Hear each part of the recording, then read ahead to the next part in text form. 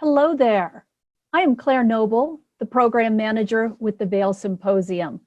On behalf of Chris Sable, our executive director, Dale Mosier, our board chairman, and the entire board, I want to thank you for joining us this evening. Well, what if magic were real? A power tied to our consciousness. A power that makes phenomena like telepathy, telekinesis, and precognition possible. Dr. Radin contends that magic is a natural aspect of reality. Dr. Radin is the chief scientist at the Institute of Noetic Sciences and a distinguished professor at the California Institute of Integral Studies. He earned an MS in electrical engineering and a Ph.D. in psychology from the University of Illinois, Urbana-Champaign. And before joining the research staff at IONS in 2001, he held appointments at Bell Labs, AT&T, Princeton University, the University of Edinburgh, as well as SRI International. He's given over 500 talks and interviews worldwide, published extensively, and is the author of 4 books that have been translated into 15 languages: The Conscious Universe, Entangled Minds, Supernormal, and most recently, Real Magic. We are so honored to have you with us this evening, Dr. Radin. Thank you very much, Claire. Okay, let's share the screen. I'll go right to it. So there we have it. So let's move that. Okay, so resurrection of an esoteric practice. As already mentioned, one would not expect from my employment, namely Bell Labs, Princeton, Edinburgh, SRI International, or perhaps you might guess from the past 20 years that I've been with the Institute of Noetic Sciences, that I've been interested in magic. And in fact, if you had asked me 3 years ago if I was interested in magic, I would probably have said no, because I just wasn't. I was interested in stage magic, like a lot of people, but not in the esoteric form of it. So the Institute of Noetic Sciences, where I've been for over 20 years now, was started by Apollo 14 astronaut Edgar Mitchell. There's a shot of him on the moon. He was the 6th man on the moon. And the reason he started the Institute was because, as the story goes, when he was coming back to the Earth from the moon, he was engulfed by a profound sense of universal connectedness. He called it an epiphany.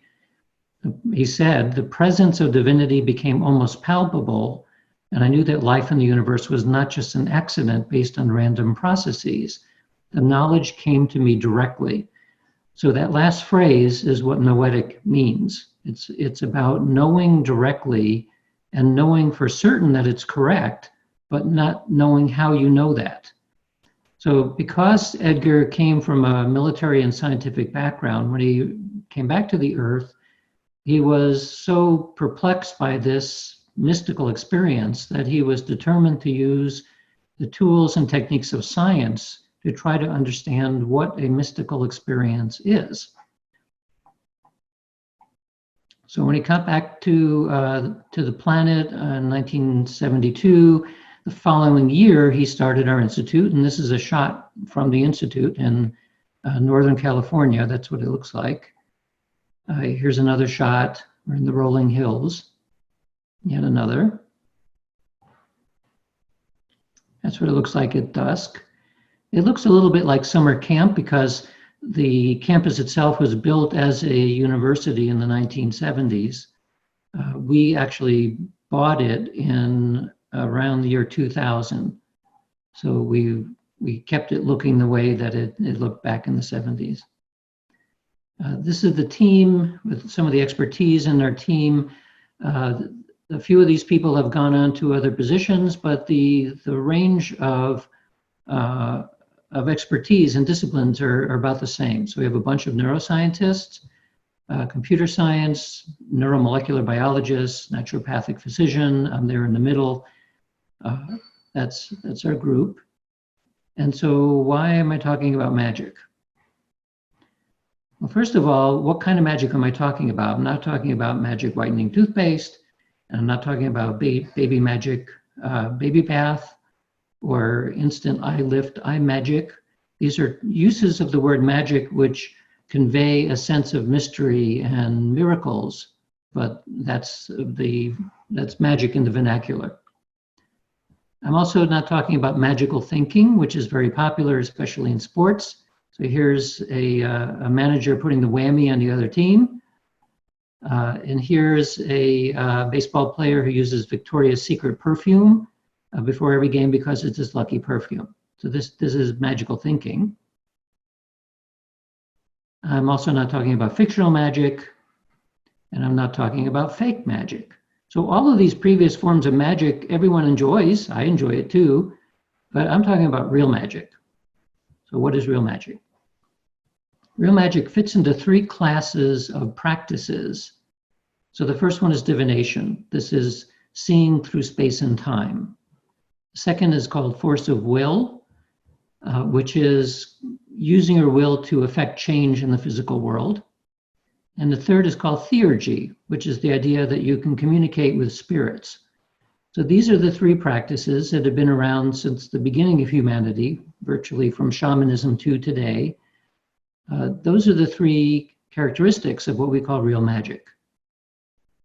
So why is real magic interesting? Well, first of all, the only reason we use the word magic is because we don't know what else to call it yet. And whenever we're dealing with an aspect of nature that we don't understand yet, we use words like magic. But basically, I'm convinced that what we used to call magic, those three categories, are in fact an aspect of science that we have begun to study. It's actually about 150 years now, but we know ways of studying these kinds of effects. And it's not simply effects of psychic phenomena, but there are many anomalies associated with human experience that we don't really have a good understanding of. For example, in genius, no one will doubt that there are geniuses among us, but we don't have any understanding at all about why some people are just far superior in terms of our musical genius, sports genius, intellectual genius, mathematical genius. We have zero understanding of that. We also have, of course, many cases of autistic savants, but there's new categories called acquired and spontaneous savants. So acquired is somebody gets a bump on the head and the next day they wake up and they're a concert pianist. And even stranger are cases where nothing happens, but somebody suddenly is able to be a mathematical genius or a musical genius, and we don't understand how that can be.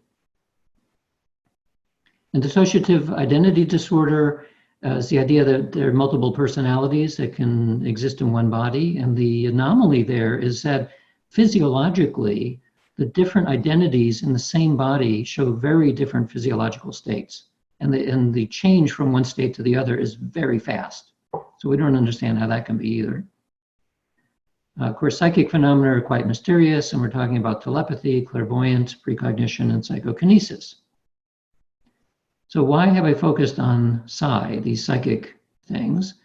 Well, first of all, it's because it challenges common scientific assumptions about the way that the universe works, about the nature of reality, and more importantly, about who and what we are. So these are questions I've always been interested in.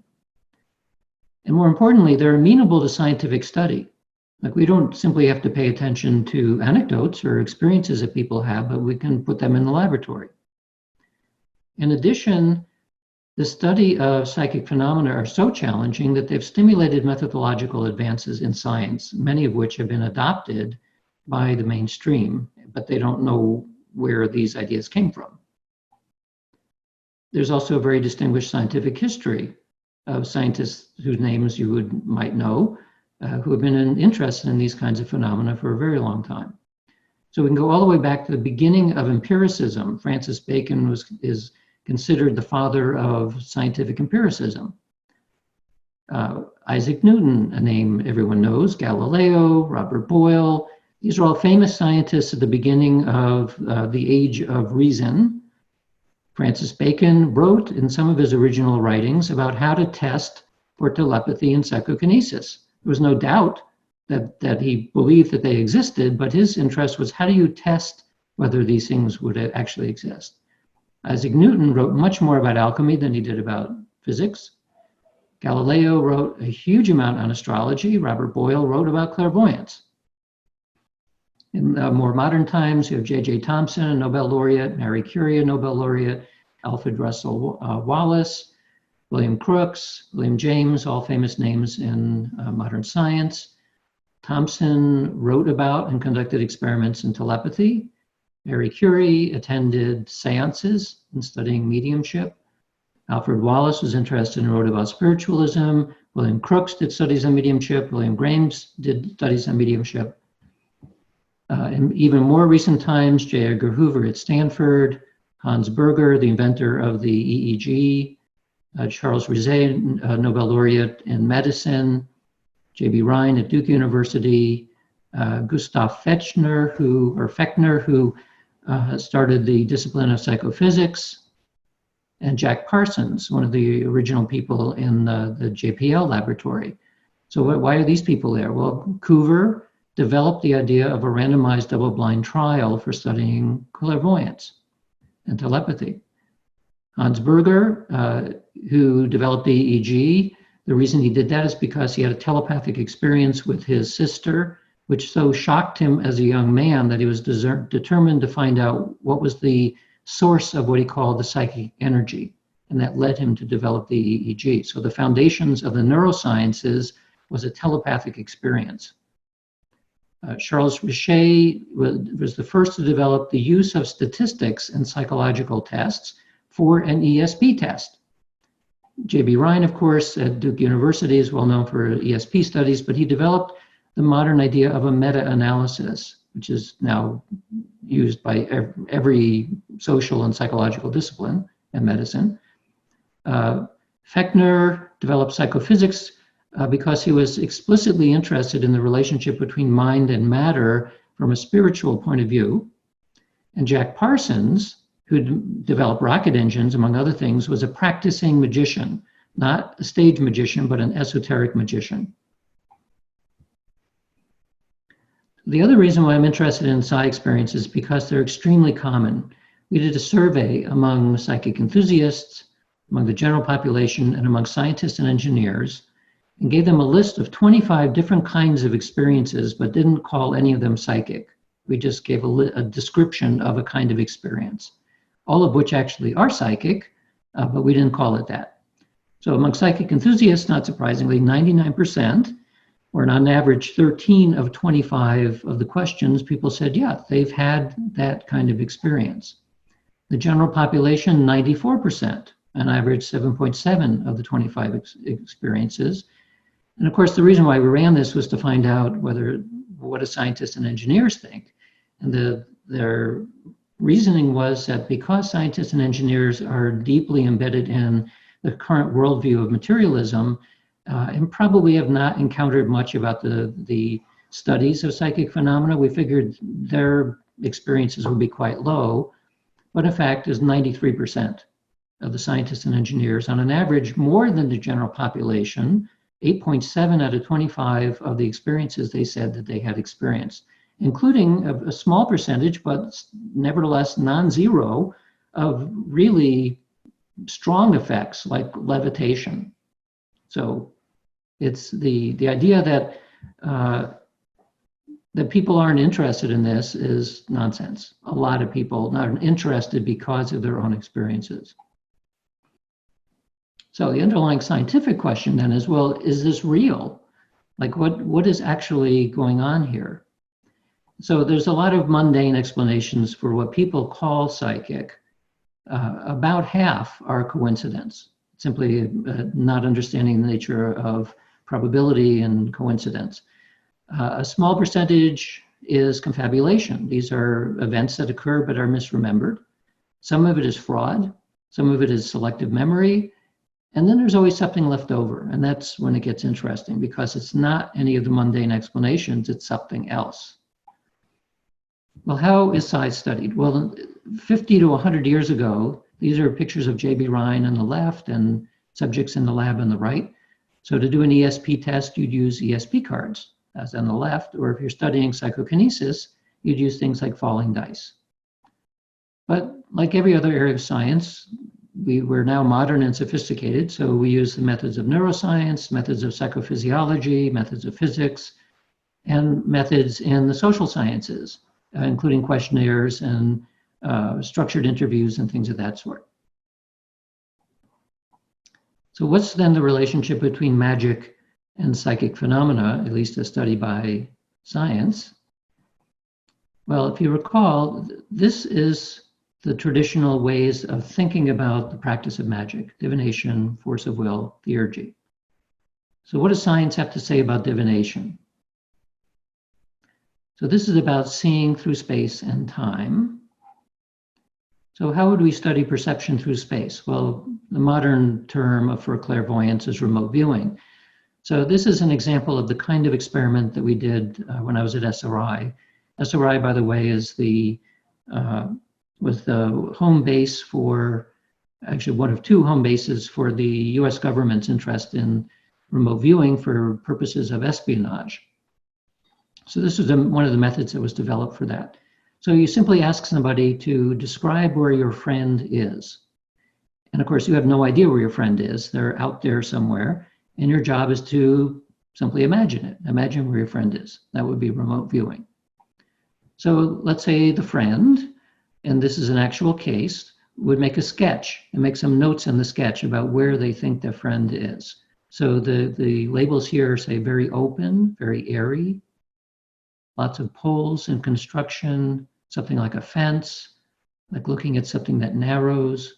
So that's what the person drew: quiet and solitude.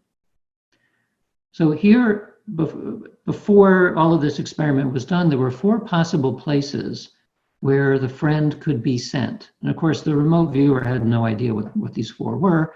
And to make it even better, a random decision is made to choose one of these 4 places. And so one of them is selected. So in this case, it happened to be that was the place. The friend is sent there. The friend is then told to take photographs of what it looks like when they go there. This happens to be in the San Francisco Bay Area. So now we get a judge. We put Judge Judy there.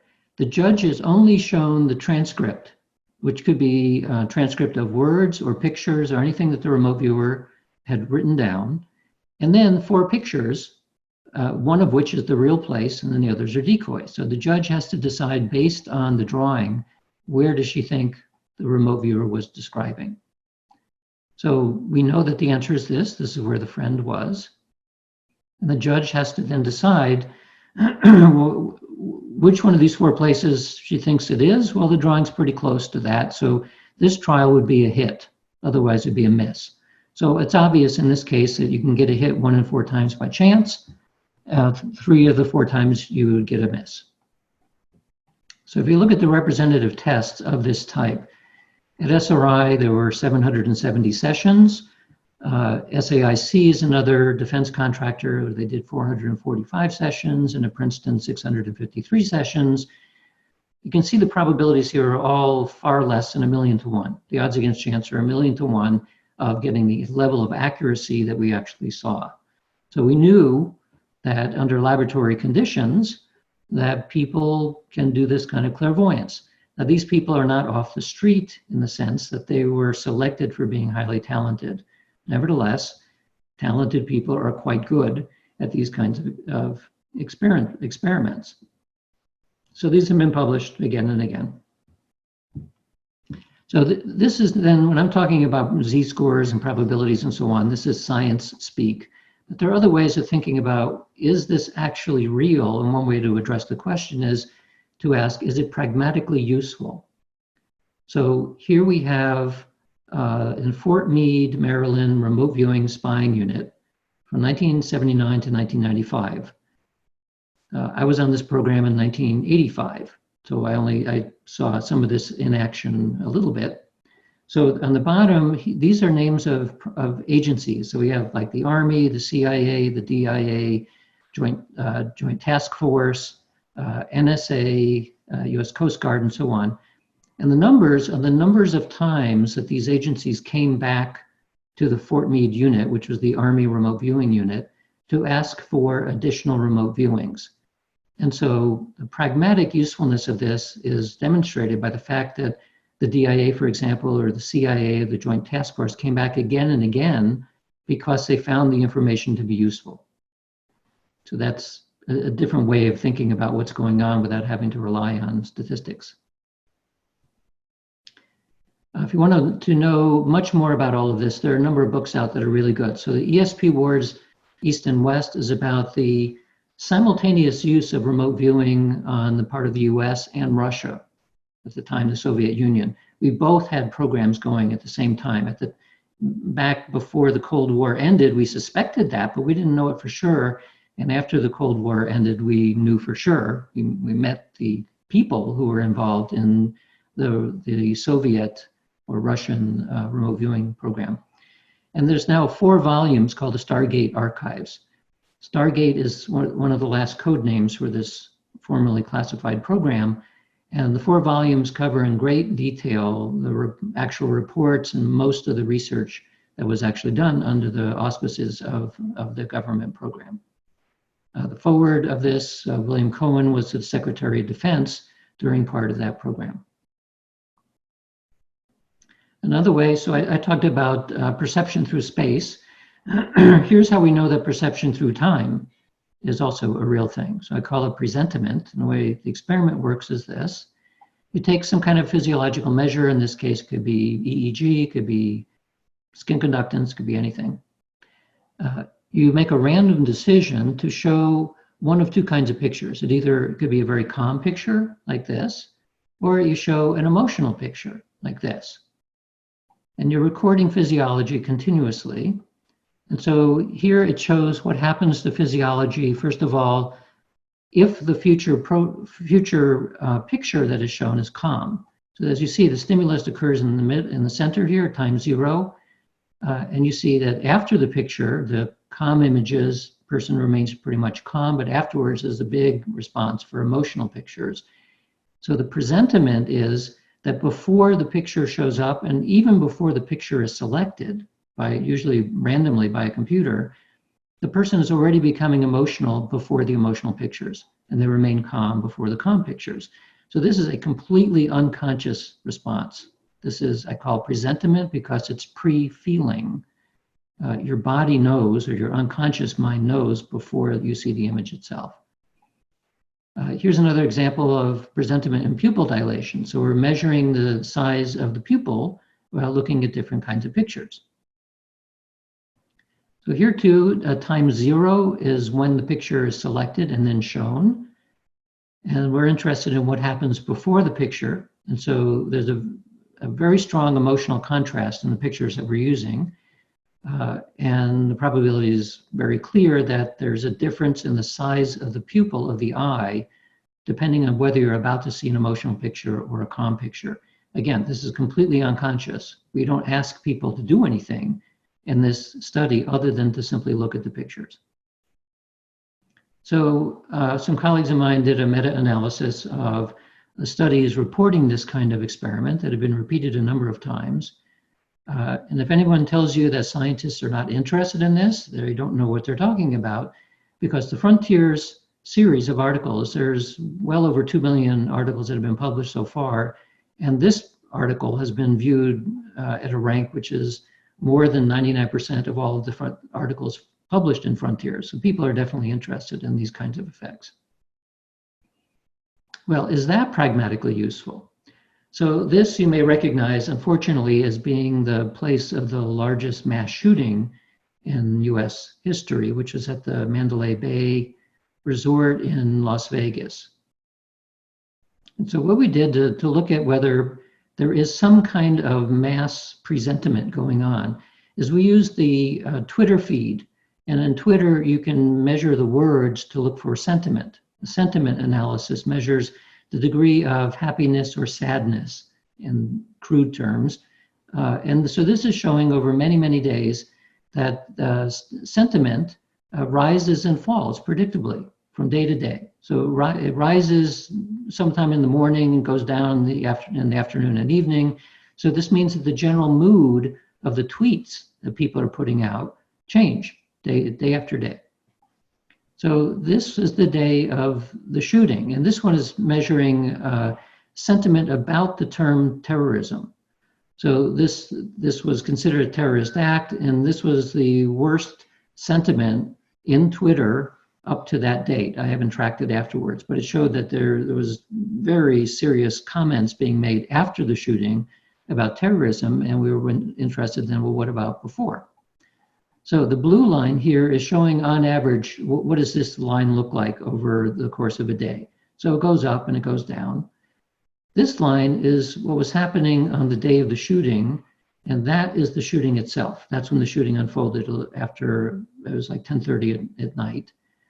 And this then indicates that roughly 2 hours or an hour, it's more like 2 hours before the shooting, there was this large jump in terrorist type sentiments. So even though nothing had unfolded yet, the words that people were using on Twitter were more suggestive of concerns about guns and shooting and terrorism and so on, suggesting that you might be able to use large-scale output of words on Twitter and Facebook and other places to get a hold of what is unconsciously happening in the mass mind. So I'm actually pursuing this idea, no longer on Twitter, but on other means to look for these kinds of effects. So what about force of will? So does force of will exist? I could talk a lot about physics here because there are a lot of physics experiments, but I'll talk about this more from a popular perspective. Like, can force of will, your intention, influence water? So we're probably all familiar with Dr. Emoto, who made a very popular book, The Hidden Messages in Water. And he claimed that if you took a glass of water and you beamed love and gratitude towards the water, and then you got frozen water crystals from that water, they would look beautiful. And if you beamed, you make me sick, or bad words at the water, it wouldn't turn into nice crystals. So this is the procedure that Emoto used. He put a drop of water in a petri dish.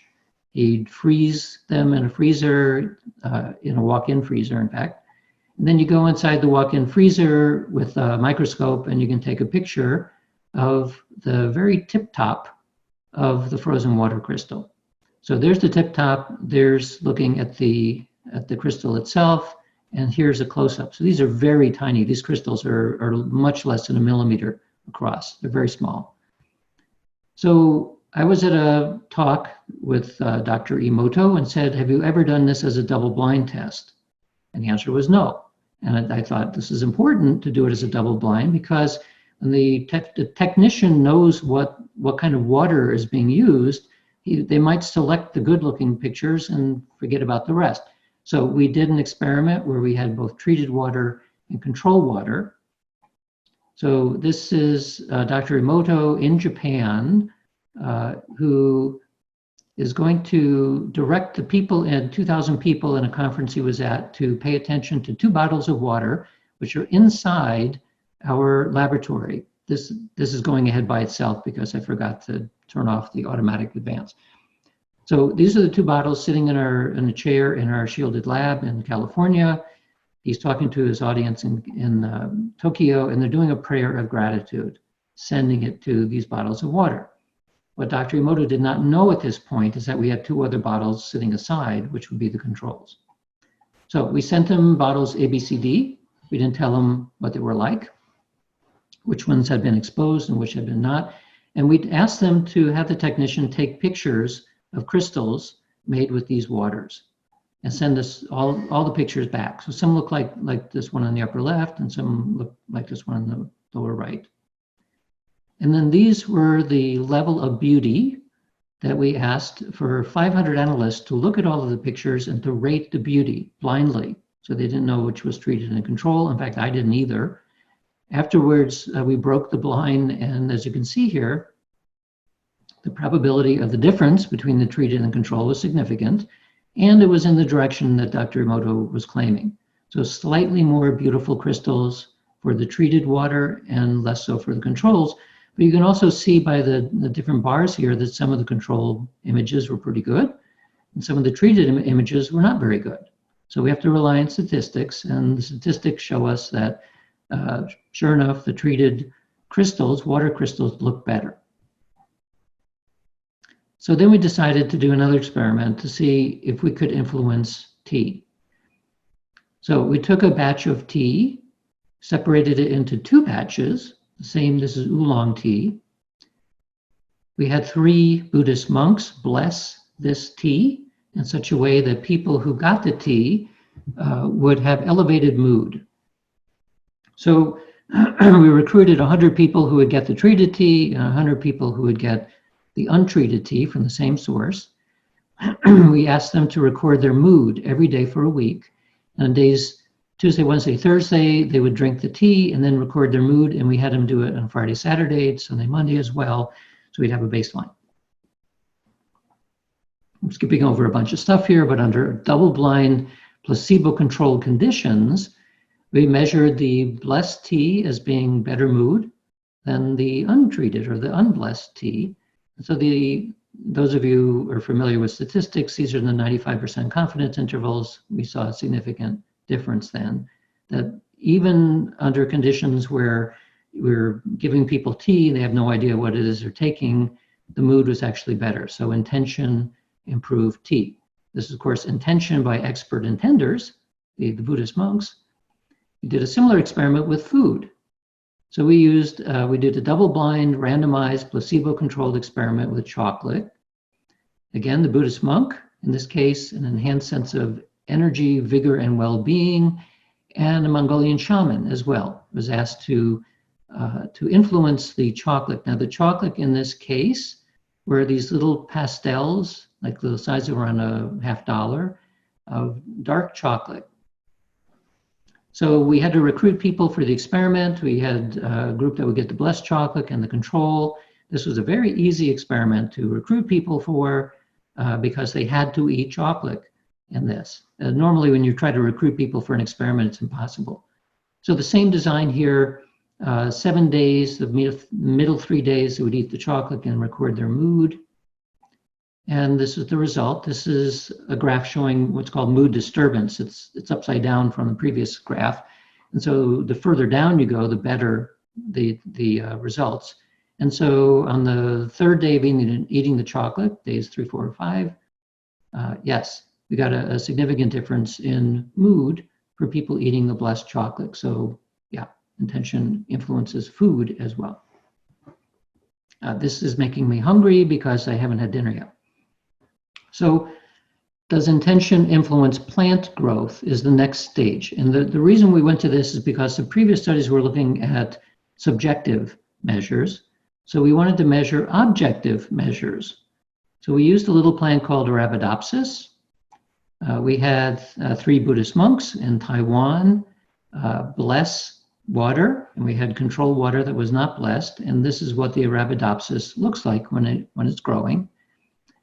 The person handling the hydration, the measurements and all that was a plant physiologist who was double-blind to the nature of the water, and they go through a standard measure.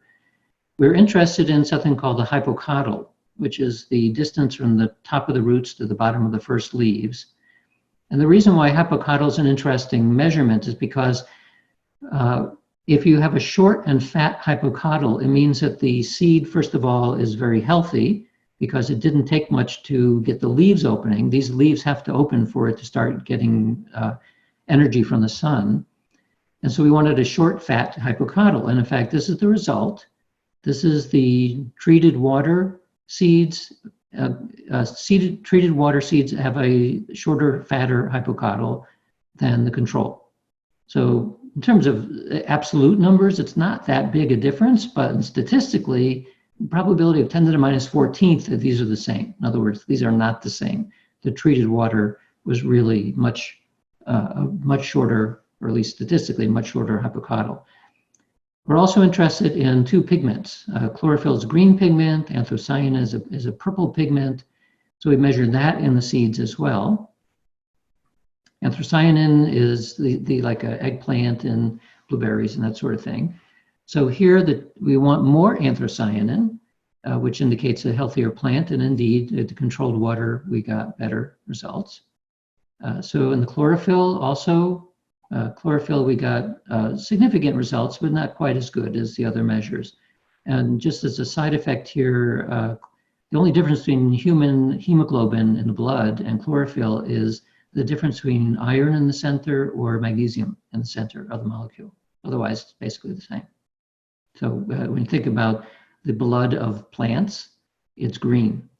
The blood of humans is red because of that one element. So in all cases here, the hypocotyl, anthocyanin, chlorophyll, we found objective measures that the use of intentionally blessed water improves plant growth. We've now, since that, we've done another study that is about to be published, which was able to show that, again, we're able to get these significant results in a replication experiment. So the summary so far, in 2018, this paper was published in the flagship journal of the American Psychological Association called American Psychologist. Edsel Cardinia is a colleague at Lund University in Sweden. And he wrote that the evidence for psi is comparable to that for established phenomena in psychology and other disciplines. That's if you go through the experimental evidence across a wide range of different kinds of psychic effects that have been looked at in the lab, there's no doubt that we're dealing with something which is like standard psychology. 2016, the president of the American Statistical Association, Jessica Utz, as part of her presidential address that year, said, among other things, that the data in support of precognition and possibly other related phenomena are quite strong statistically and would be widely accepted if they pertain to something more mundane. So I met Jessica when I was working on the SRI project. She was a consultant, a statistics consultant on this government program. So we were both learning about the remote viewing program at the same time, and she kept up with it as did I. So why is magic relevant to understanding these phenomena? Well, first of all, magic practice offers a hint about how psi works. Magic comes from an esoteric worldview, and worldviews, of course, carry very different assumptions. So everything I've been talking about so far from the science side is using the scientific worldview. The scientific worldview works extremely well for the material world. It does not explain consciousness. Neural correlates of consciousness is not an explanation. Scientific worldview seems incompatible with psi, which is why virtually nowhere can you go to a university and start learning about this. There's a possibility that quantum mechanical models might be related to this, but it's still uncertain. Maybe thermodynamic models. So here in a nutshell is materialism. The scientific worldview is based on physics. From that emerges chemistry, from that emerges biology, and then psychology. And somehow, mysteriously, in ways that nobody understands, consciousness comes out of this. From this perspective, people like Daniel Dennett says that because consciousness is arising out of matter, and matter is not conscious, it's an illusion. So we're like zombies. We have the appearance of being aware somehow, but we're really just nothing. There's nothing inside. So from this perspective, the mainstream scientific perspective, these psychic effects, and certainly magic, is completely denied. That's why you'll sometimes hear people say that they don't care what the evidence is because it's impossible. That's where they're coming from, this worldview, whether they know it or not. And it is completely true. It is not reasonable to throw away what we know about existing science because it works too well. But we also know that the psychic effects work. So something is missing. What are we missing? Well, we have to turn to other worldviews to try to figure this out. So the esoteric worldview, I'm talking about names like Hermeticism, Neoplatonism, the Kabbalah, alchemy, Gnosticism, and so on. Up to the Middle Ages, the Freemasons, Rosicrucians, Theosophy, Christian Science, Gurdjieff. Up to the present day, mostly seen in affirmations literature and medicine repeatedly. So these ideas have been around a long time, and they're still within the mainstream, but we don't think of it as being part of a science way of thinking of the world. This was encapsulated in many books. Probably the most famous recently is The Perennial Philosophy by Huxley. And it devolves down to a simple phrase, that consciousness is fundamental. So we go back to our idea of the way that we think about the world, the worldview. It's called idealism. It's the opposite, it's the flip end of, or the reverse side of materialism, where instead of putting consciousness at the top of this hierarchy, we put it at the bottom. That's the only difference between materialism and idealism. So this means that consciousness now is before space-time, it's before physics. It also comes before the physical world. From this model, consciousness permeates everything above, all of these disciplines. And notice also, it doesn't change physics at all. It does not change anything we know about chemistry or biology or psychology. It does not change science. It changes an assumption within science about the nature of consciousness. So from this perspective, psi and magic are completely acceptable.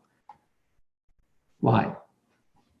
Because if space, time, and mind emerge from consciousness as a universal, then the mind can know anything because it comes before the physical world, so divination must exist. Force of will, because we're now talking about consciousness giving rise to the physical world. So in this case, mind can manipulate reality. And theurgy, I could have talked about this too, but I don't have that much time. So theurgy is all about spirits. And so if it is true, if idealism is a better way of thinking about reality, then physical embodiment, like in humans, is just one way that mind can manifest. There may be many other ways, like spirits. So here's a shameless plug for my book, Real Magic. I could have asked my psychic friends to endorse this, but it's really a book about science and about the history and philosophy of science. So I asked my buddies who are Nobel laureates to endorse it. So Brian Josephson in physics, Carrie Mullis in chemistry, and by members of the American Statistical Association, National Science Foundation, and so on. So they all endorsed this book because they recognize that this is a book of science written in a popular way that would appeal to the public. Because if I wrote this under something like Oxford University Press, only 5 people would buy it because it would cost $130. And I'd have to write it in a more academic way, and I'm not interested in doing that. But what is interesting is if you look at other mainstream books now by thought leaders in information theory, in quantum mechanics, in mathematics, in neuroscience, all of them are talking about concepts which are exactly the same as what I'm talking about in Real Magic, except they're taking it from a mainstream science point of view, and they're not using any esoteric terms. But if you put on your esoteric hat and you start reading these books from that perspective, that is exactly what's happening in science at large. Other examples, Columbia University Press, Oxford University Press, American Psychological Association Press, and American Institutes of Physics Press are all now publishing books that have to do with things like magic, consciousness, idealism. So this is no longer completely outside of academia, at least it is showing up in books. So here we are, Alice, we're pulling aside the veil of reality and seeing something quite unexpected. As Arthur C. Clarke said, any sufficiently advanced technology is indistinguishable from magic. I would add to that actually any sufficiently advanced science is indistinguishable from magic. And that's then the magic science connection. We use the word magic because we don't know what else to call it at this point, but eventually I can predict at this point without being psychic that science in the future will accommodate magic. They said it was mere superstition. They were wrong. There is real magic. So I'm going to stop there and stop the sharing as well. And so now you can hear my dog barking in the background and we can look at questions. Dean, that was amazing. Thank you very much for that. One of the things I wanted to share with you first was the question I asked our audience, had they had any experiences with psychic phenomena? Mm-hmm. And just glancing at the responses, I would say it was about half and half in between yes and no's. But for the people who did say they had some kind of psychic experience, many expressed having experiences with out-of-body experiences, and others had experiences with some kind of visitation by a deceased loved one or a deceased individual that wanted to communicate with to someone else through them. Right. So that's all about theurgy, which I didn't get into through lack of time, but our studies on that realm, it is possible to study things like near-death experience and after-death experiences and that sort of thing. It's very difficult to do those under controlled conditions in the laboratory.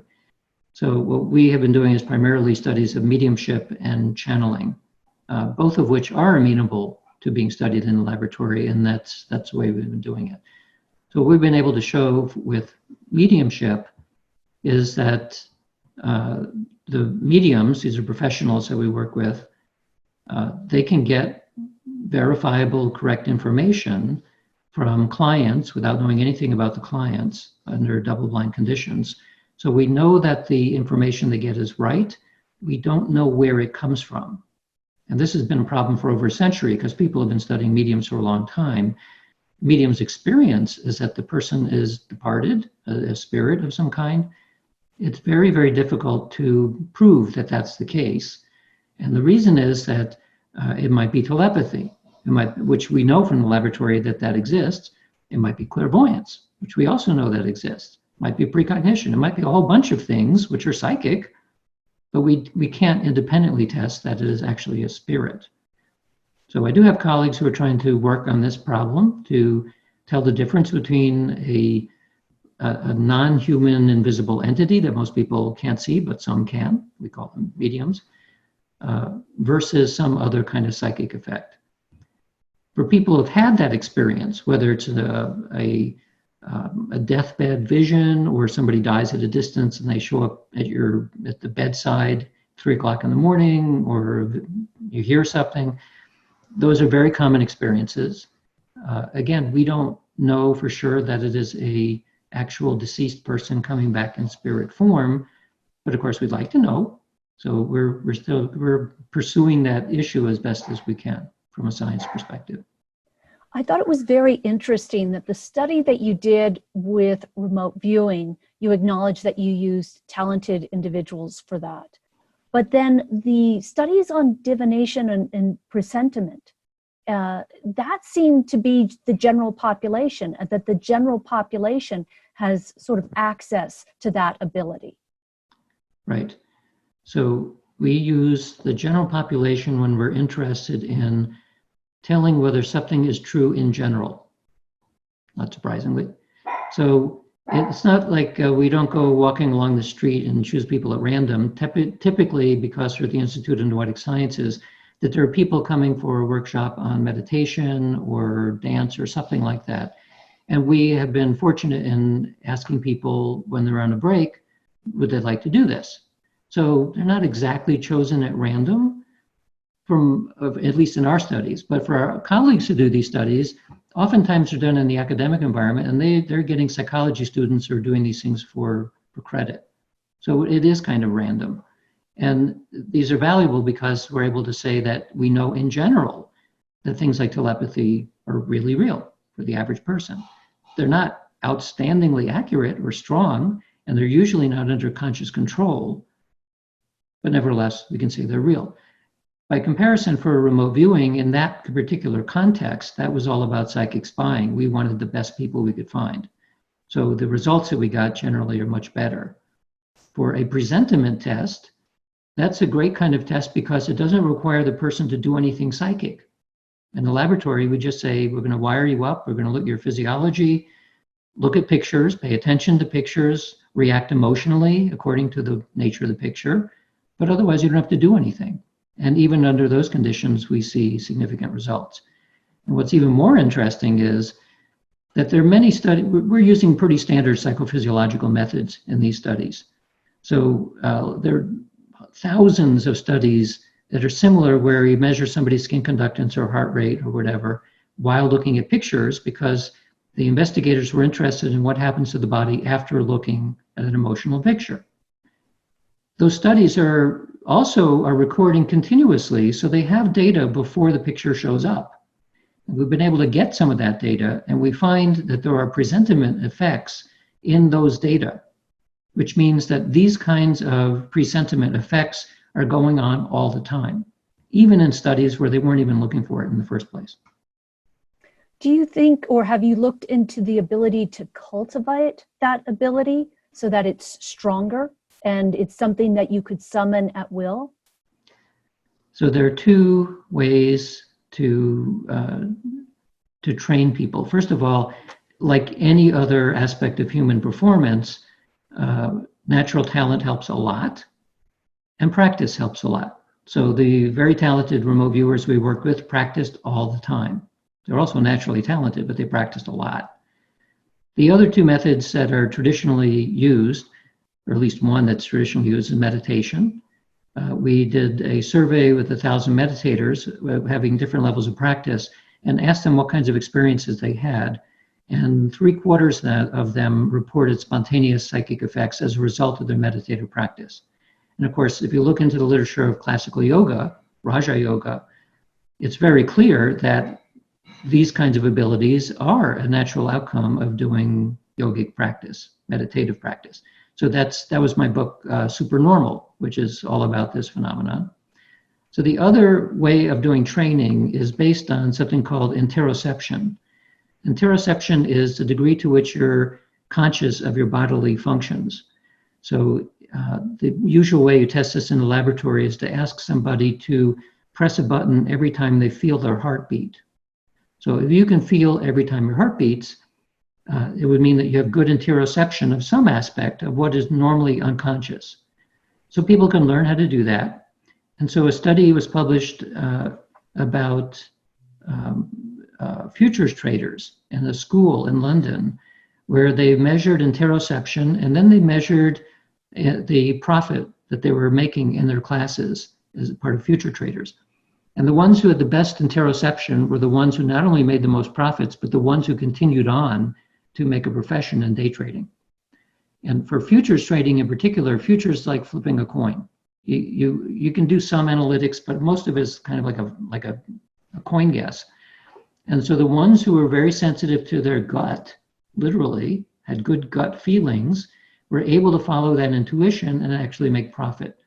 So it suggests, well, I haven't seen anybody do this yet, but it suggests that a training regimen would be to get people to get much more in touch with their gut feelings, literal gut feelings, whether it's heart or your viscera or other aspects of your body, which is giving you clues, unconscious clues, which is what we measure in presentiment tests. So those meditation and interoception are the two primary ways. I've heard you speak about interoception before, so I tried it on myself. I did terribly, so obviously I have no future in futures trading, but I'm glad to hear that it's something that you can cultivate. So we have a question from Erin, and this is related to what you've been talking about. She asked if you could elaborate on intuition skills and flashes of someone or something on a regular basis. But she said not forebodings of a future event. So it sounds like something around someone or something. Well, the presentiments, spontaneous presentiments, could be completely mundane. I mean, it's conceivable that something as simple as a déjà vu is a micro form of a presentiment. Maybe it has a neurological explanation. Nobody really knows how it works. But I've had precognitions of things that were both on the danger side, like precognition of a danger, but also just like meeting somebody that had no other content other than something in the present when I met somebody or something happened, just caught my attention in an unusual way, and somehow I knew that in advance. So why that happens, when it happens spontaneously, it's very difficult to know. We don't actually know why it happens. But among other things, what we see in the laboratory suggests that these kinds of abilities to see through time and space are happening unconsciously all the time. So if there's anything in the future that's going to catch your attention, if you're aware of it, if you pay attention to that kind of feeling in the present, normally you wouldn't because there's no context for it, but you can kind of train yourself to get more and more sensitive to these fleeting intuitions. And for people who have done that, usually through meditative practice, one of the things they say again and again is that there are spontaneous psychic effects, many of which are precognitions. They're just getting synchronicities all the time now. Like your experience of the world is in the present, but it's also bigger than the present. I'm so glad you mentioned the studies you did on the power of intention, the praying over the chocolate, the tea, and the water.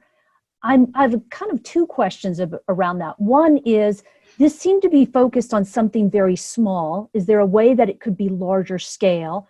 And two, have you noticed if there's more power behind positive intentions versus power behind negative intentions? Well, we would all like to levitate. That would be a big power of intention. There are people I've met who claim that they either have meditated, they have levitated, or they've seen people levitate. I had the opportunity once to go to the Maharishi University of Management, which is the main university for the TM people. And for a while, they were promoting the idea of yogic flying. So this is levitation. So I was going to see the best yogic flyers in the world. And they were sitting in a full lotus position and hopping. No one hovered. So I asked the person in charge of that demonstration, has anyone ever hovered, even a millisecond? The answer is no. Well, so they have excuses as to why that's the case. But when it comes down to movement of macroscopic objects, so far the evidence is pretty poor. There may happen spontaneously and affects things like poltergeist activity, where there's some poltergeist cases which suggest that there are large things that can move. These are not controlled though, so we don't have high confidence that it's as real as we think it is. The other example are things like spoon bending. So spoon bending, it's very difficult to know when you watch somebody else do it because it is possible to do by force, most of the bends that you see. The reason why I put some credence on that though is because I once bent the bowl of a large soup spoon in half. And a soup spoon, as you know, it's like a shell shape. It's stamped into such a shape that it's very difficult to do anything to it. But I bent it in half just by pinching it. So it happens. That wasn't due to force. I'm not strong enough, hardly anybody's strong enough to do that with a heavy soup spoon. So I know that there are big effects like that, but it's been very, very difficult to see them happen in the laboratory. And until we figure out a way of making it happen in the lab, we can't have strong statements one way or the other. So now I forgot your second question, the second part. It was really the scale of whether or not you could scale up the power of intention. Because the second part was positive versus negative. Oh, I'm sorry. Yes. Yes. If you notice if positive versus negative intentions, which might be more powerful. Right. So we have almost exclusively, in fact, exclusively worked with positive intentions, and this is partially because the people that we've generally worked with as the expert intenders are Buddhist monks and Mongolian shamans. And so we also work with people in our own lab who are typically meditators, but it's not nice to ask somebody to do negative intentions. We want to make it easy for somebody to do beneficial intentions. I suspect that negative intentions would work because there's a long, long history of that within the black magic practice. That's what it's about. And my guess is that the power of intention is neutral. It's neutral like atomic power is neutral. It can kill you or it can help you. It's simply a force of nature. And so the spin that you put on it depends on the individual. So I tend to think more in positive terms. I'm interested in seeing what good these things can do, but at the same time recognize that as a force of nature, it can be misused, just like any kind of force can be misused. Dean, we are out of time, and we're certainly not out of questions. I want to thank you so much for joining us this evening. I want to let everyone know there were some questions about some of the slides. If you hadn't heard before, we are recording this, so this will be posted on our website, and it will also be posted to Facebook. So thank you all for joining us, and Dr. Radin, thank you so much for joining us tonight. You're welcome. All right, good night, everyone.